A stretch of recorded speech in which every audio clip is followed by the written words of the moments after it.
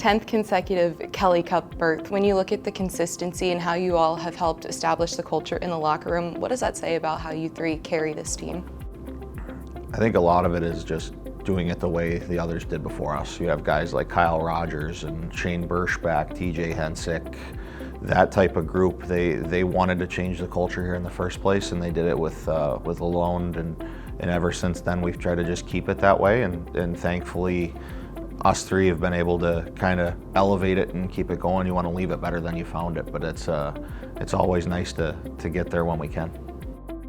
It's a familiar situation. How does that establish your confidence?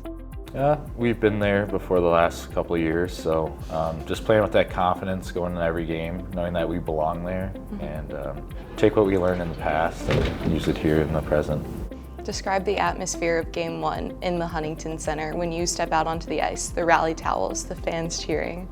Yeah, I mean, personally, I can't wait for that.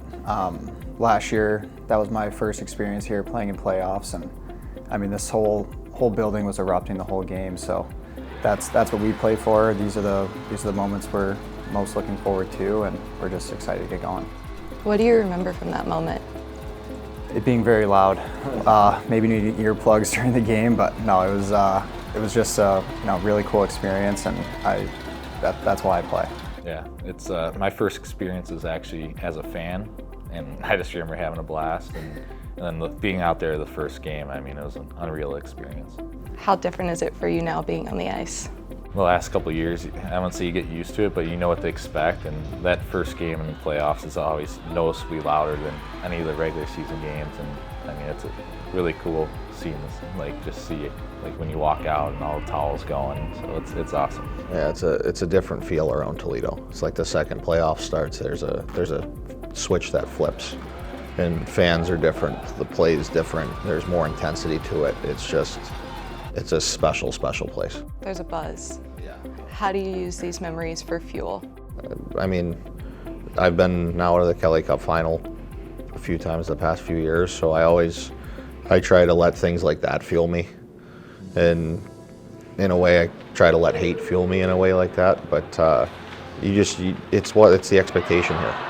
The expectation here is to win, to play in playoffs, and to get to the end, and we've come up short, but it's always the expectation. You know what to expect at this point, especially with us being there as many times as we have thus far. But it's a lot of fun, and it's something I look forward to every year. The group of captains, the team trusts you all to be the guy. What does that reality do for you when you take the ice?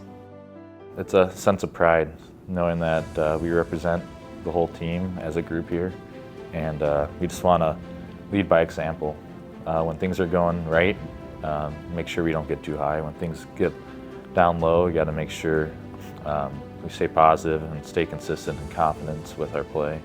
And I think we do a good job doing that, just as a three, and also other groups in the locker room are also leaders as well.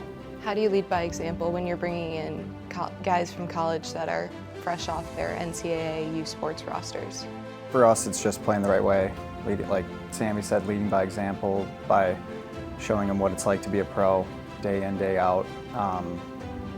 Coming from college and going into pros, it's a big gap, it's a big difference. So for them to have us three and others in the locker room to look up to kind of see what it takes to be a pro every day, I think that just kind of morphs everyone together to be a team quicker. Yeah, consistency is key. That's the big one. The not too high, not too low. There's going to be down times, and it's on us to right the ship, or in those down times to play the correct way so that everybody understands how it's supposed to be done. So it's been a pleasure to have these two work with me, and I'm hoping it's the same way for them. But we have some great leaders on this team and some great leaders in that locker room that it's not just us. So it's fantastic. You all are a consistent group for sure, especially you three. How do you carry that game and that momentum for yourselves in the playoffs?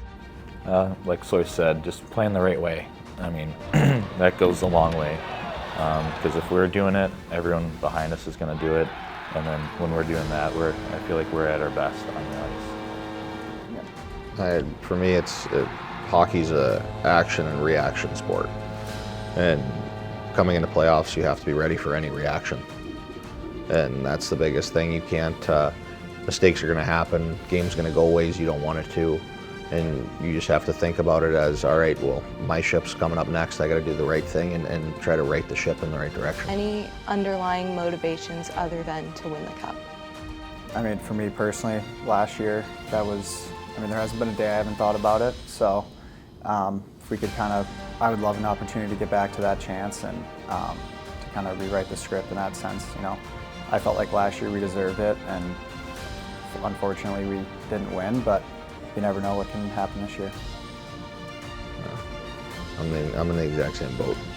I even still replay the Florida series in my head all the time, and it sucks. But it's one of those things, you want it more than anything, and we would die for the opportunity to get there again. Yeah. Going into playoffs, what can we expect to see from this group? High pace, a lot of grit, and a very, very sound, simple hockey game. Because when we're simple, we're at our best. Yeah, and we prioritize the D zone defensive game. I think there's not many teams that can play a full 60 with us.